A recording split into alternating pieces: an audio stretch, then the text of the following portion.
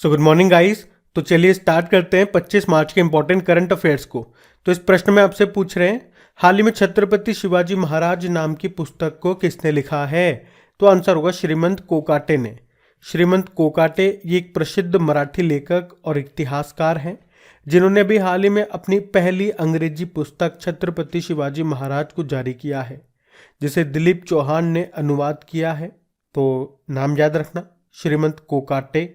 अभी रचना बिष्ट ने एक बुक लिखी है बिपिन रावत जी के ऊपर। बुक का नाम है Bipin the man behind the uniform.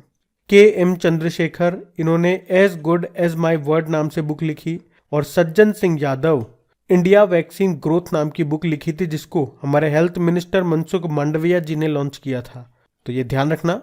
बढ़ते हैं आगे। चलिए फिर बताइए, अभी मार्च 2023 में भारत और किस देश के बीच में कोंकण 2023 अभ्यास का आयोजन किया गया? तो आंसर होगा यूके। कोंकण अभ्यास 2023 अभी 20 से लेके 22 मार्च 2023 तक ये चला। भारत और यूके के बीच में ये एक नौसैन्य अभ्यास है। कहाँ हुआ? अरब सागर में। और इसमें भारत की तरफ से INS त्रिशूल और type 23 guided missile frigate HMS Lancaster ने इसमें हिस्सा लिया। अच्छा देखो, एक बार फिर एक्सरसाइज वाला प्रश्न आ गया। 2023 में जितनी भी एक्सरसाइज हमने पढ़ी है वो सारी हम एक बार रिवाइज करने वाले हैं। तैयार है आप लोग? देखो, इस साल सबसे पहले एक्सरसाइज हमने जापान के साथ में की थी, वीर गार्जन एक्सरसाइज। कहाँ पे? जापान में ही। फिर अभी फरवरी में हमने जापान के साथ धर्मा गार्जन एक्सरसाइज भी की, वो भी जापान में ही की। हमने अभी मिस्र यानी कि इजिप्ट के साथ साइक्लोन 1 एक्सरसाइज किया, राजस्थान के जैसलमेर में। अभी फ्रांस के साथ वरुण एक्सरसाइज किया था, पश्चिमी समुद्री तट पे। वैसे फ्रांस के साथ अभी फ्रिंजेक्स एक्सरसाइज भी किया हमने, केरल के तिरुवनंतपुरम में। और अभी फ्रांस के साथ समुद्री साझेदारी अभ्यास भी किया था अरब सागर में। अभी भारतीय वायुसेना ने प्रलय एक्सरसाइज का आयोजन किया पूर्वी भारत में। भारतीय नौसेना ने आंध्र प्रदेश में एम्फेक्स एक्सरसाइज का आयोजन किया। अभी भारतीय सेना ने त्रिशक्ति प्रहार एक्सरसाइज की पश्चिम बंगाल में। और भारतीय नौसेना ने ट्रॉपिक्स एक्सरसाइज का आयोजन किया हिंद महासागर में। अभी तारकश एक्सरसाइज का हुआ, चेन्नई में हुआ, नेशनल सिक्योरिटी गार्ड और US स्पेशल ऑपरेशन फोर्स के बीच में। डस्टलिक एक्सरसाइज भारत और उज्बेकिस्तान के बीच में हुआ, उत्तराखंड के पिथौरागढ़ में। और इस साल मालाबार एक्सरसाइज ये क्वाड देशों के बीच में होती है। क्वाड में 4 देश होते हैं, भारत, अमेरिका, ऑस्ट्रेलिया और जापान। तो इस बार इसको होस्ट करेगा ऑस्ट्रेलिया। एफ इंडेक्स एक्सरसाइज ये पुणे के औंध सैन्य स्टेशन में हुई। इसमें 20 अफ्रीकी देश और एक भारत है। अभी यूनाइटेड अरब अमीरात ने डेजर्ट फ्लैग एक्सरसाइज का आयोजन किया, उसमें भारत ने हिस्सा लिया। उसी तरह से यूके ने कोबरा वॉरियर एक्सरसाइज का आयोजन किया था, उसमें भारत ने हिस्सा लिया था। अभी बोल्ड कुरुक्षेत्र एक्सरसाइज हुआ भारत और सिंगापुर के बीच में। कहाँ पे? राजस्थान के जोधपुर में। तो ये सारे इंपॉर्टेंट एक्सरसाइज जो अभी 2023 में हमने पढ़ी है, उम्मीद करूंगा आपने रिवीजन भी कर लिया होगा। तो अभी हम बढ़ते हैं फिर आगे। चलिए फिर बताइए, अभी विश्व क्षय रोग दिवस यानी कि वर्ल्ड TB डे कब मनाया गया? तो आंसर होगा 24 मार्च को। हर साल 24 मार्च को हम ये वर्ल्ड TB डे के रूप में मनाते हैं। और इस बार की थीम क्या है? Yes we can end TB। हाँ, हम TB को खत्म कर सकते हैं। वैसे दुनिया में TB खत्म करने का लक्ष्य कब का है? 2030 का है, लेकिन भारत में ये लक्ष्य 2025 का है। और भारत में मलेरिया को खत्म करने का लक्ष्य 2030 है। और ये जो TB है ये किसके कारण होता है? ये बैक्टीरिया जनित रोग है। कौन सा बैक्टीरिया? Mycobacterium tuberculosis. और इसको खत्म करने के लिए यानी कि इसके इलाज में कौन सा टीका लगता है? तो BCG का टीका लगता है। BCG की फुल फॉर्म याद रखना, बैसिलस कैलमेट गुएरिन। और एक बार प्रश्न यहाँ से ये भी पूछा गया कि इस टीके की खोज किसने की थी? तो आंसर होगा लियोन कैलमेट और कैमिली गुएरिन ने। तो अगर BCG का फुल फॉर्म आपको पता है तो इसके खोजकर्ता का नाम आप पता लगा सकते हो, कैलमेट गुएरिन। अच्छा, एक और प्रश्न बनेगा कि अभी TB मुक्त भारत अभियान है, निक्षय मित्र, जिसकी राजदूत कौन बनी थी? दीपा मलिक बनी थी। अब देखो, इंपॉर्टेंट डे वाला क्वेश्चन है और आपको पता है जब भी डे वाला क्वेश्चन आता है हर बार मैं आपको उस महीने के सारे इंपॉर्टेंट डेज रिवाइज कराता हूँ, पर आज मैं आपको रिवाइज नहीं करा पाऊंगा। एक्चुअली बोलने में मैं थोड़ा सा असमर्थ हूँ। अब आप लोग इस बात का कुछ गलत मतलब निकालो, उससे इच्छा है मैं आपको बता दूं, मुझे 2 दिन से फीवर आ रहा है, हेडेक है, फीवर हो रहा है, शरीर टूट रहा है। और समस्या ये है कि हमारे यहाँ पे डॉक्टरों की हड़ताल चल रही है। पिछले 7 दिनों से, और मेरी तबीयत खराब हो रही है पिछले 2-3 दिनों से। तो मैं हॉस्पिटल गया, हॉस्पिटल में डॉक्टर अवेलेबल नहीं है। डिस्पेंसरी गया, वहां पे भी बंद है। तो मेडिकल से ला करके सिंपल दवाई खा रहा हूँ। 2 दिन जब तक मैं दवाई खाता हूँ तब तक आराम रहता है। 2 दिन दवाई खा ली, आज फिर वापस चालू हो गया। और इस बार इन सबके साथ साथ गले में जलन और लग रही है, टॉन्सिल से हो गए। तो इसलिए मुझे बोला नहीं जा रहा। अभी जैसे एक्सरसाइज वाला प्रश्न था तो मैंने पूरी जान लगाई, वहां पे बोलना जरूरी था तो मैंने बोल दिया।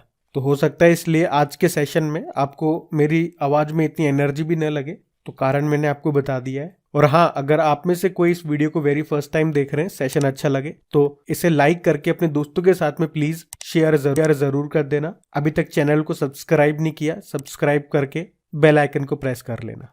अभी हम बढ़ते आगे। फिर अगला प्रश्न है, अभी हाल ही में किस देश ने एशियाई खो खो चैंपियनशिप में पुरुष और महिला दोनों खिताब जीते हैं? तो आंसर होगा भारत।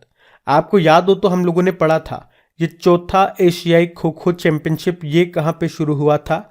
असम में। और अभी इसके परिणाम आ गए हैं। इसमें महिला और पुरुष दोनों कैटेगरी में भारत जीत गया है। और दोनों कैटेगरी में भारत ने किसको हराया? फाइनल में नेपाल को हराया है। ये थोड़ा सा ध्यान रखना आप। हम बढ़ते हैं आगे। अच्छा, अगला प्रश्न क्या है? पहला वैश्विक पर्यटन निवेशक शिखर सम्मेलन ये किस शहर में आयोजित किया जाएगा? तो आंसर होगा दिल्ली में। तो पर्यटन मंत्रालय, और वैसे पर्यटन मंत्री कौन है हमारे? जी किशन रेड्डी हैं। तो अभी पर्यटन मंत्रालय अभी मई 2023 में पहला वैश्विक पर्यटन निवेशक शिखर सम्मेलन का आयोजन करेगा 17 से लेकर 19 मई तक, जिसका उद्देश्य क्या होगा? पर्यटन उद्योग में निवेश को आकर्षित करना। अच्छा, इसी तरह से कुछ इंपॉर्टेंट सम्मेलन जो जरूरी है आपको रिवाइज करना, जैसे कि अभी 5वां आसियान भारत व्यापार सम्मेलन ये हुआ कुआलालंपुर में। अभी 23वां राष्ट्रमंडल कानून सम्मेलन हुआ गोवा में। अभी अखिल भारतीय महिला लोक कला सम्मेलन हुआ मुंबई में। और बताओ किस शहर में बायो एशिया शिखर सम्मेलन 2023 का 20वां संस्करण हुआ? हैदराबाद में। राष्ट्रीय युवा संसद महोत्सव का आयोजन हुआ नई दिल्ली में। राष्ट्रपति जी ने 7वें अंतर्राष्ट्रीय धम्म सम्मेलन का आयोजन किया भोपाल में। अभी 22वां विश्व सतत विकास शिखर सम्मेलन सस्टेनेबल डेवलपमेंट समिट हुआ नई दिल्ली में। ग्लोबल टेक समिट का आयोजन हुआ विशाखापत्तनम में, जबकि ग्लोबल बिजनेस समिट का आयोजन हुआ नई दिल्ली में। अभी फरवरी में 23वां India international sea food show का आयोजन हुआ कोलकाता में। अच्छा, पर्यटन से एक और याद रखना, अंतर्राष्ट्रीय पर्यटन व्यापार मेला फितूर 2023 का आयोजन कहाँ हुआ? मैड्रिड स्पेन में। तो याद रहेंगे ना, ये सारे पॉइंट्स इंपॉर्टेंट है। बढ़ते हैं आगे। चलिए फिर बताइए, संयुक्त राष्ट्र 2023 जल सम्मेलन का उद्घाटन किस शहर में किया गया? तो आंसर होगा न्यूयॉर्क में। तो संयुक्त राष्ट्र 2023 जल सम्मेलन ये 22 से लेकर 24 मार्च तक न्यूयॉर्क अमेरिका में आयोजित किया जा रहा है। ये 50 सालों में पानी पर पहला सम्मेलन है और ताजिकिस्तान और नीदरलैंड के द्वारा आयोजित किया जा रहा है। तो ये सम्मेलन पानी पर अधिक ध्यान केंद्रित करना चाह रहा है। और आपको एक और इम्पॉर्टेंट पॉइंट बता दूं कि अभी यूनेस्को ने एक रिपोर्ट जारी की, उसके अनुसार दुनिया की 26% आबादी के पास सुरक्षित पेयजल नहीं है और 46% आबादी के पास सुरक्षित रूप से प्रबंधित स्वच्छता तक पहुंच नहीं है। पानी से याद आएगा, अभी वर्ल्ड वाटर डे हमने कब मनाया? अभी 22 तारीख को मनाया था, 22 मार्च को। चलो एक प्रश्न का उत्तर आप लोग करो, न्यूयॉर्क किस नदी के किनारे स्थित है? हम बढ़ते आगे। चलिए फिर बताइए, अभी किसने AIS मोबाइल एप्लीकेशन को लॉन्च किया? तो आंसर होगा आयकर विभाग ने। तो आयकर विभाग ने करदाताओं के लिए AIS नाम से मोबाइल एप्लीकेशन को लॉन्च किया है। और इस एप्लीकेशन का इस्तेमाल कर टैक्स पेयर अपने TDS का फुल फॉर्म होता है टैक्स डिडक्शन एट सोर्स, और TCS का मतलब हो गया टैक्स कलेक्शन एट सोर्स का विवरण समेत ब्याज, लाभांश और शेयर सौदे से जुड़ी सारी जानकारी अपने मोबाइल पर ही देख सकेंगे इस एप्लीकेशन के जरिए। तो AIS मोबाइल एप्लीकेशन आपसे पूछे किसने जारी किया? आयकर विभाग ने। चलिए फिर बताइए, अभी हाल ही में किसने अपनी नई book a matter of the heart education in India इसको लिखा है? तो आंसर होगा अनुराग बेहर ने। अनुराग बेहर जो अजीम प्रेमजी फाउंडेशन के CEO हैं और अजीम प्रेमजी यूनिवर्सिटी के संस्थापक उपाध्यक्ष हैं।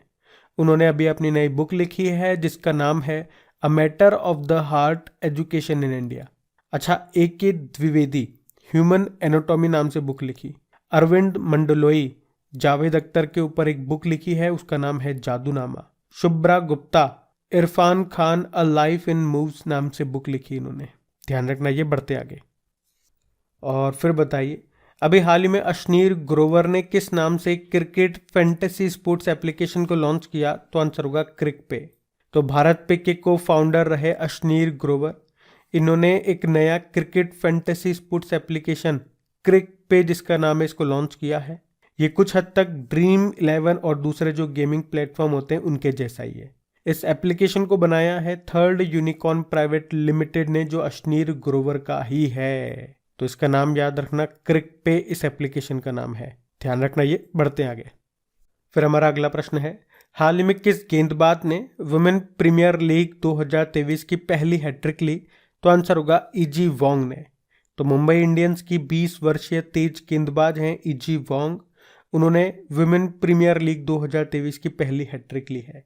उन्होंने यूपी वॉरियर्स के खिलाफ 13वें ओवर में लगातार 3 गेंदों में किरण नवगिरे, सिमरन शेख और सोफी एक्लस्टन को आउट किया।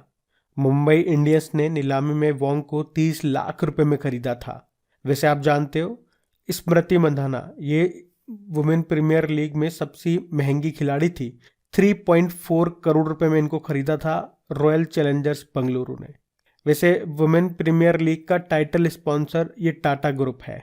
और वैसे आपको पता है, लास्ट में मैं आपको लास्ट डे जो करंट अफेयर्स होते हैं उनका रिवीजन करवाता हूँ। उसके बाद 2022 के टॉप 10 इंपॉर्टेंट क्वेश्चन का रिवीजन हम लोग करते हैं। लेकिन आज एक बार फिर से आप लोगों से माफ़ी चाहूँगा कि बस आज सेशन को यहीं एंड करना पड़ेगा, क्योंकि बोलता हूँ तो गला सूखता है और फिर वो दिक्कत है। मतलब ये छुट्टी नहीं की मैंने, और ये जितना है इतना कर लिया, ये मेरे लिए बहुत बड़ी बात है। और एक और रिक्वेस्ट रहेगी, प्लीज़ वीडियो को लाइक ज़रूर कीजिएगा। आज डेली हम जैसे पढ़ते हैं वैसा तो हमने नहीं पढ़ा, इसमें कमी तो रही है, लेकिन फिर भी अगर अच्छा लगे तो लाइक करके दोस्तों के साथ में शेयर ज़रूर करना। अब ये रहा आज का आपका होमवर्क प्रश्न।